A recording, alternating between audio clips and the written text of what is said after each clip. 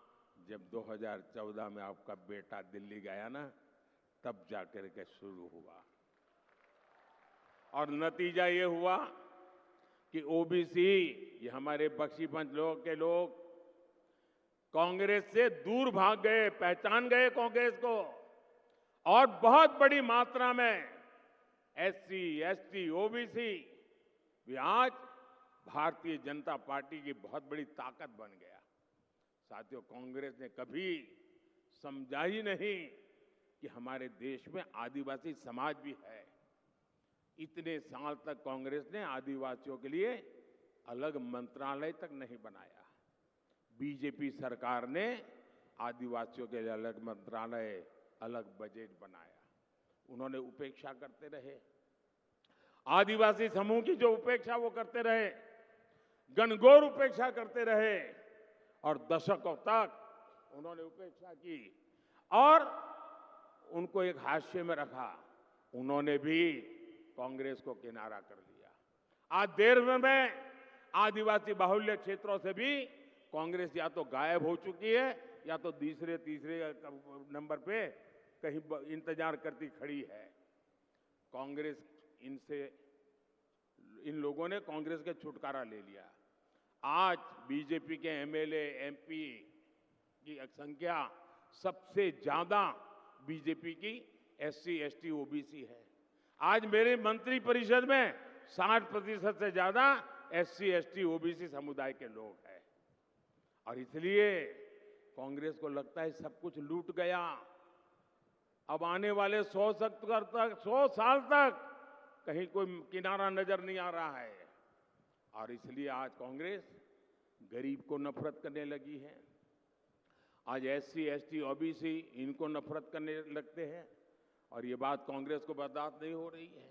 भाइयों बहनों, Congress SC, ST, OBC को बहुत नाराज है। उनकी वोट बैंक चली गई है, और इसलिए हम नई साजिश रच रहे हैं। उन्हें नई साजिश रची है। साथियों,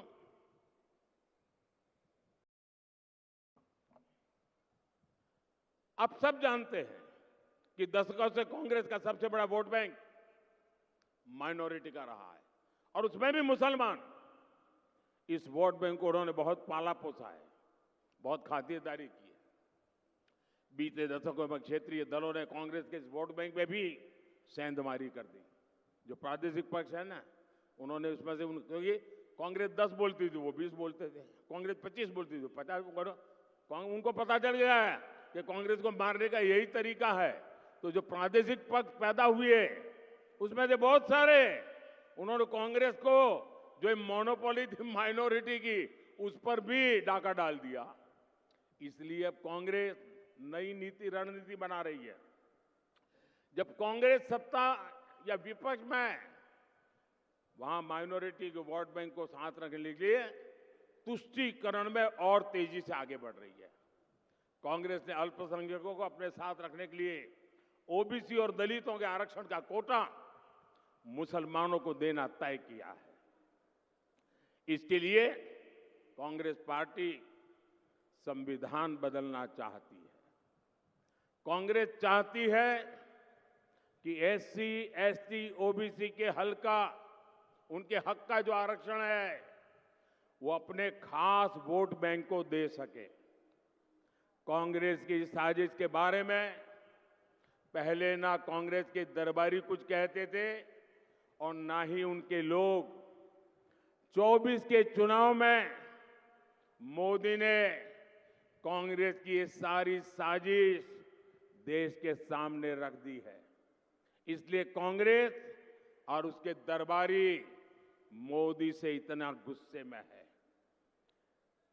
ये चाहे जितना भी गुस्सा कर ले, मोदी आज पूरे देश को ये गारंटी दे रहा है कि एसटी, एससी, ओबीसी और सामान्य वर्ग के जो गरीब लोग हैं, उनका जो आरक्षण है, जो संविधान के तहत मिला हुआ है, बाबा साहब आंबेडकर के द्वारा मिला हुआ है, भारत की संसद ने दिया हुआ है, ये बीजेपी की गारंटी है, ये मोदी की गारंटी है, ये बीजेपी सरकार की गारंटी है कि धर्म के आधार पर किसी को भी एससी, एसटी, ओबीसी और जनरल के आरक्षण में से रत्ती भर भी हाथ नहीं लगाए दिया जाएगा।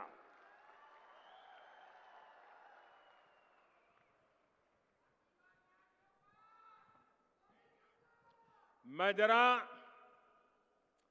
आज सरदार साहब की भूमि से इस शाही परिवार को चुनौती देता हूं। सरदार साहब ने जिंदगी दी थी, अब मैं उनका स्मरण करके दे रहा हूं। मैं सरदार साहब की भूमि से शाही परिवार के शाहजादों को चुनौती देता हूं। मैं सरदार साहब की भूमि से पूरी कांग्रेस को और उनके चट्टे बट्टों को चुनौती देता हूं। मैं उनकी पूरी इकोसिस्टम को चुनौती देता हूं। और मेरी 3 चुनौतियां हैं और मैं मीडिया को भी चुनौती देता हूं। जिन शब्दों में मैं कह रहा हूं उस शब्दों में छाप करके दिखाइए।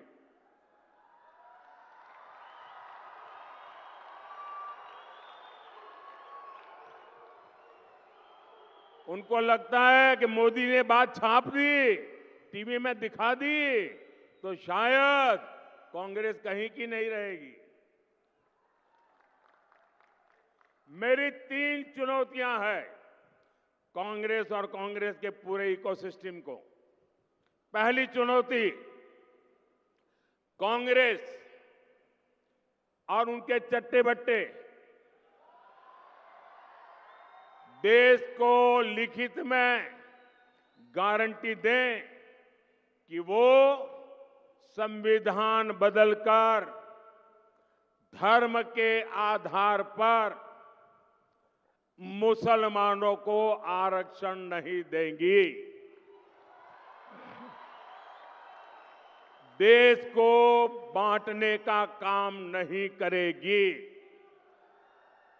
मेरी दूसरी चुनौती है, कांग्रेस देश को लिखित में दे कि वो एसटी, एससी, ओबीसी को मिलने वाले आरक्षण में सेंधमारी नहीं करेगी, उनका अधिकार नहीं छीनेगी, डाका नहीं डालेगी।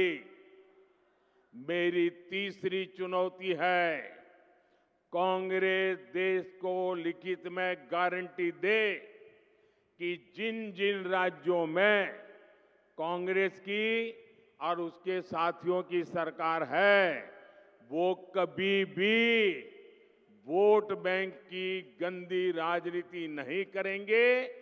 वो बैकडोर से ओबीसी का कोटा काटकर मुसलमानों को आरक्षण नहीं देंगी। ये मेरी 3 चुनौतियां हैं। शाहजादे, हिम्मत हो तो आ जाओ। संविधान को माथे पर लेकर के नाचने से बात नहीं बनती है। संविधान के लिए जीना, संविधान के लिए मरना, ये सीखना है तो मोदी के पास आओ।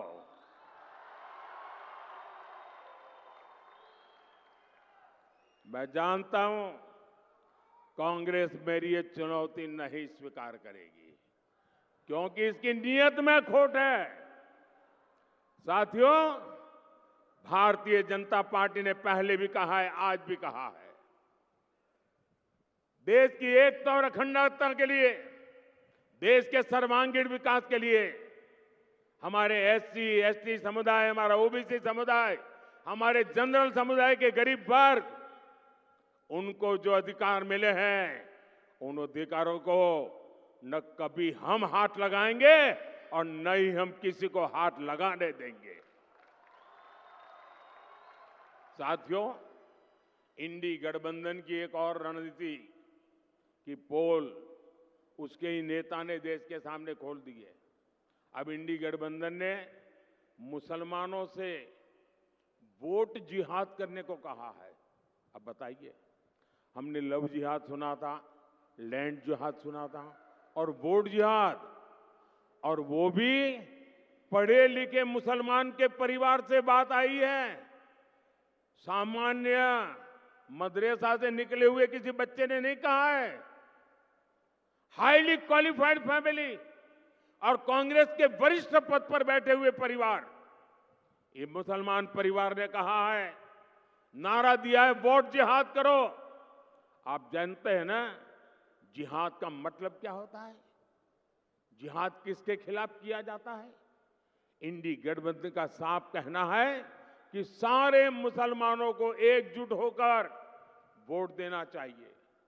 इंडी गठबंधन ने लोकतंत्र के उत्सव में वोट जिहाद की बात करके लोकतंत्र का भी अपमान किया है, संविधान का भी अपमान किया है। और कांग्रेस के एक ने भी नेता ने अभी तक इसका विरोध नहीं किया है, मौक सम्मति दे दी है। ये वोट जिहाद की बात भी कांग्रेस की तुष्टीकरण की नीति को ही आगे बढ़ाती है। एक तरफ इंडी गठबंधन एसटी, एससी, ओबीसी सामान्य वर्ग को बांटने में जुटा है और दूसरी तरफ वोट जिहाद का नारा लगा रहा है। आज समझ सकते हैं कि इंडी गठबंधन के इरादे कितने खतरनाक हैं। साथियों, मैं बहुत लंबा बोल गया। भाई मारे आजे 4 સભાઓ કરીને રાત્રે કલકત્તા પહોંચવાનું છે। અહીંથી સુરેન્દ્રનગર, જુનાગઢ, જામનગર ને ત્યાંથી કલકત્તા, આટલું પૂરતું છે ને? હવે વિજય પાક્કો ને?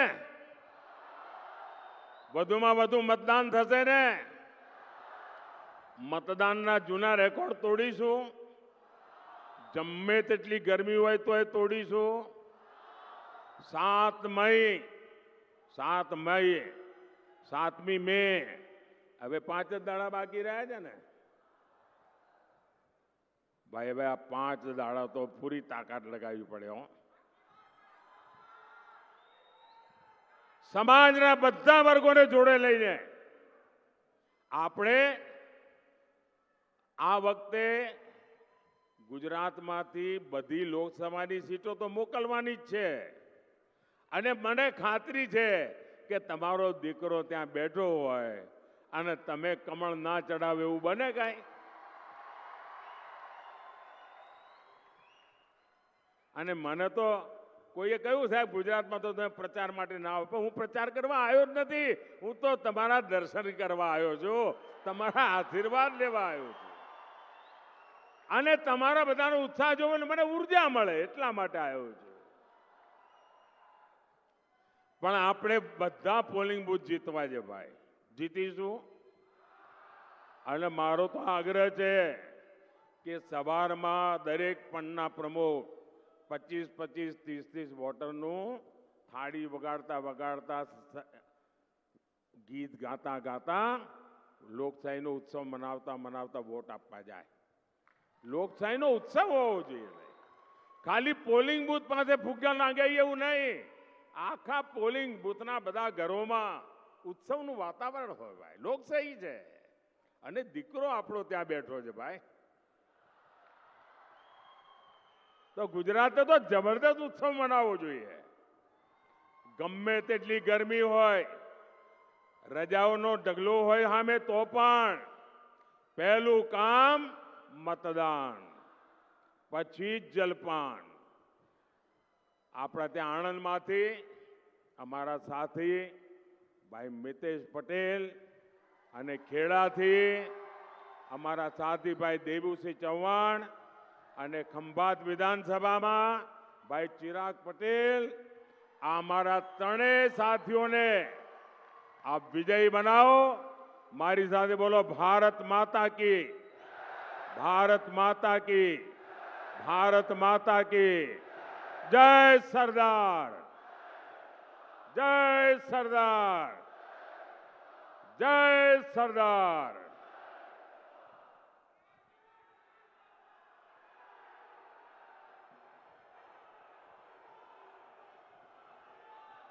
ખૂબ ખૂબ આભાર માનનીય વડાપ્રધાન શ્રી, માનનીય આપણા સૌના માનનીય નરેન્દ્રભાઈ મોદી સાહેબનો. જય જય ગરવી ગુજરાત, જય જય શ્રી રામ. અબ કી બાર વંદે વંદે. ચરોતરની આ ભૂમિ, આણંદ અને ખેડાની આ ભૂમિમાંથી આજે માનનીય નરેન્દ્રભાઈ મોદીને આપણે વિશ્વાસ આપીએ છીએ, વચન આપીએ છીએ, વિજય ભવ, વિજય ભવ, વિજય ભવ.